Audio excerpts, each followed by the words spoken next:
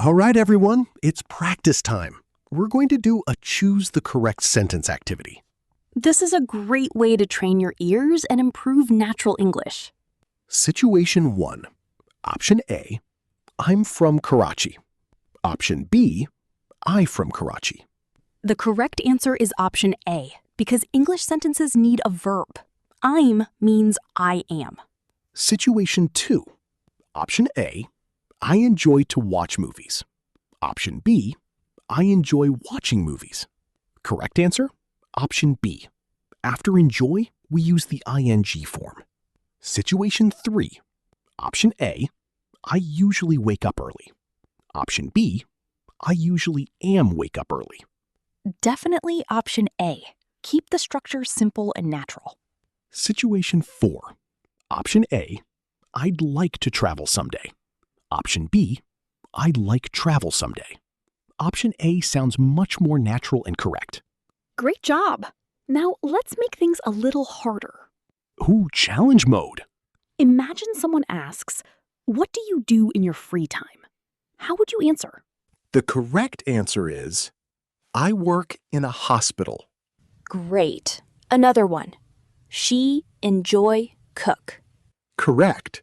She enjoys cooking. Nice work, everyone.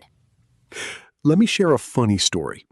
One time, I accidentally told someone, I'm very boring today, when I actually meant I'm bored.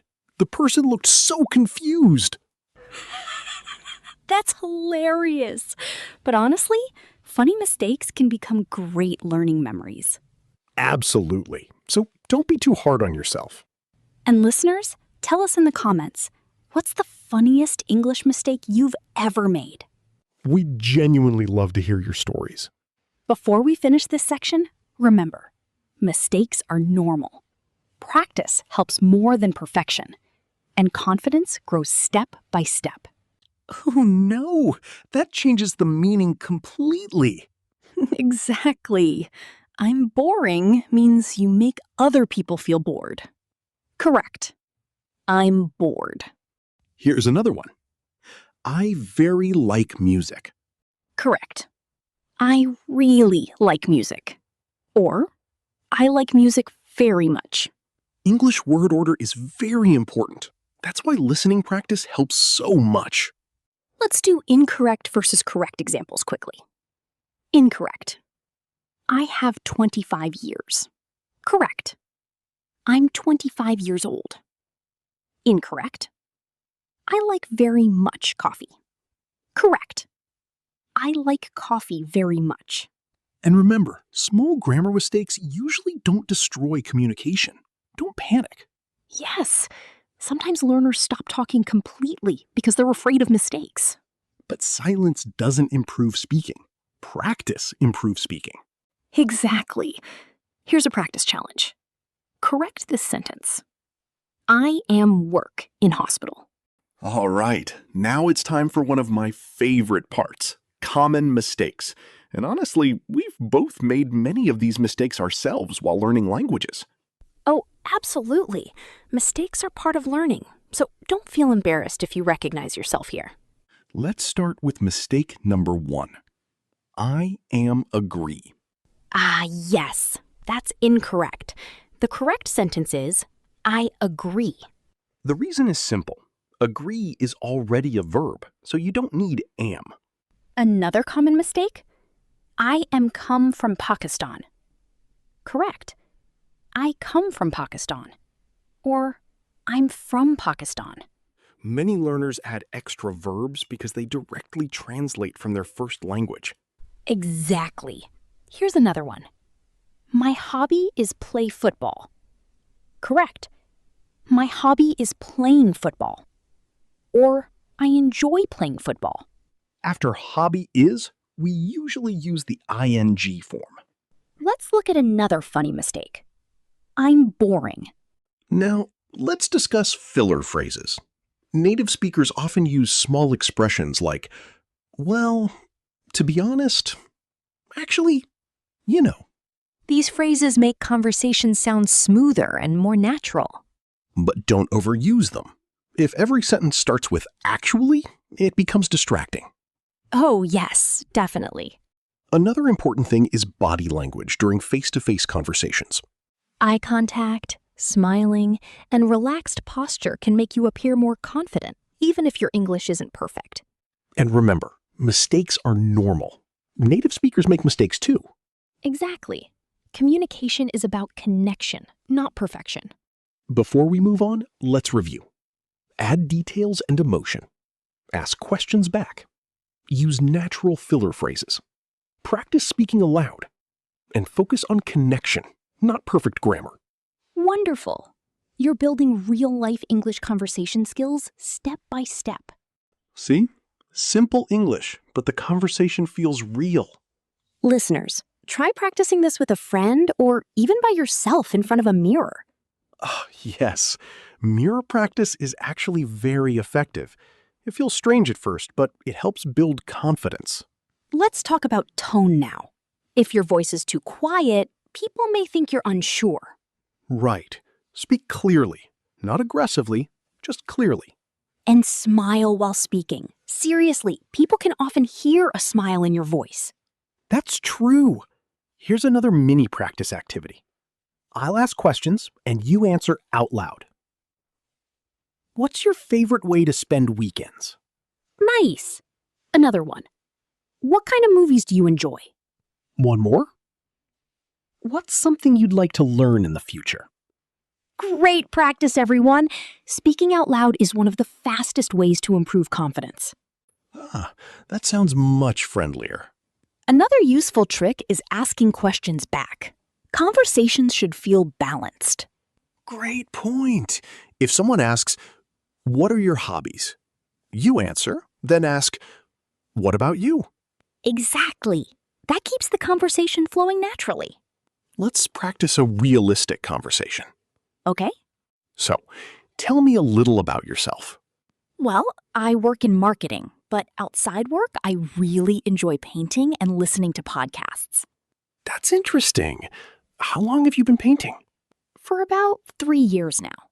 It started as a hobby during lockdown. Do you ever study English at night? Yes, I often practice listening before bed. Very natural. And listeners, can you answer that question too? What do you usually do before sleeping? Tell us in the comments. Another important skill is talking about past experiences. For example, I traveled to Turkey last year. I studied English in school.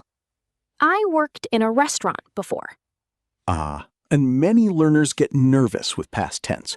But remember, communication is more important than perfection. Even simple past sentences can help people understand your story. Let's compare formal and informal English too. Great idea. Informal. I'm into photography. Formal. I'm interested in photography. Informal. I work out a lot. Formal. I exercise regularly. Native speakers often use informal English in daily conversations, so learning casual expressions can make your speech sound more natural. Here's a quick practice activity for listeners. Complete this sentence. One thing I really enjoy doing is... Absolutely. Fluency isn't about using difficult words every second. It's about expressing ideas comfortably. Before we finish this section, let's review the key points. Use frequency words like usually and often. Talk about routines and experiences. Learn both formal and informal expressions. Add details to your answers. And practice using your real life as conversation material. Great job, everyone. You're already learning how to sound much more natural in English conversations. Now, let's move to another important skill. Sounding confident and friendly while talking about yourself. Because, honestly, communication is not only grammar. Your tone, attitude, and energy matter too. That's so true. Sometimes two people use the exact same sentence, but one sounds nervous and the other sounds confident. Exactly. Instead of saying only, I go to the gym, you can say, I usually go to the gym after work. Exactly. Imagine these two examples. I like music. And I really love music, especially relaxing piano music. The second one sounds warmer and more engaging. Adding emotion and detail makes a huge difference. It helps people connect with you emotionally. Let's talk about politeness too. Sometimes learners answer questions too directly because they translate from their native language. Right. For example, what do you do? Instead of only saying, I'm a student, you can say, I'm actually a student right now, and I'm studying computer science. Nice. And try adding details. One thing I really enjoy doing is cooking because it helps me relax. Perfect. More details create stronger conversations. Now let's give 3 important tips. First, don't memorize huge paragraphs. Second, use examples from your real life. Third, practice speaking out loud every day. Those tips really matter, especially the second one. Real experiences are easier to remember than fake examples. Exactly. If you genuinely love gaming, sports, music, or cooking, talk about those things. Passion makes your English sound more alive. Here's another common conversation topic: dreams and goals. Oh, yes. People love talking about future plans. You can say, I want to travel more. I'm hoping to improve my English. I'd like to start my own business someday. That sounds natural and positive. And listeners, here's another challenge. What's one goal you have this year? Write it in English in the comments. Also, don't be afraid to repeat simple structures. Native speakers repeat patterns all the time. Do you ever study English at night? Yes, I often practice listening before bed. Very natural. And listeners, can you answer that question too? What do you usually do before sleeping? Tell us in the comments.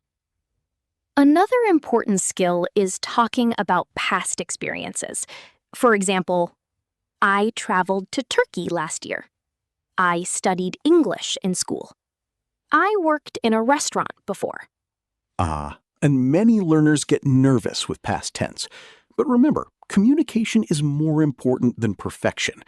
Even simple past sentences can help people understand your story. Let's compare formal and informal English too. Great idea. Informal. I'm into photography. Formal. I'm interested in photography. Informal. I work out a lot. Formal. I exercise regularly. Native speakers often use informal English in daily conversations, so learning casual expressions can make your speech sound more natural. Here's a quick practice activity for listeners. Complete this sentence. One thing I really enjoy doing is... Now, let's build on that foundation and learn how to talk about your daily life and experiences more naturally. This is where conversations become deeper and more interesting. Yes. People often ask about routines, habits, and experiences. Questions like, what's your typical day like? What do you usually do after work? How do you spend your weekends? These questions are very common in real conversations. And for these topics, the present simple tense is extremely useful. Right. Here are some examples. I usually wake up at 7. I work from Monday to Friday.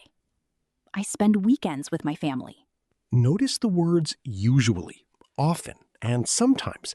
These are frequency words, and they make your English sound more natural. Exactly. Instead of saying only, I go to the gym, you can say, I usually go to the gym after work. Let's do a dialogue example. Sounds good. What do you usually do after dinner? I normally watch videos or read a book before sleeping.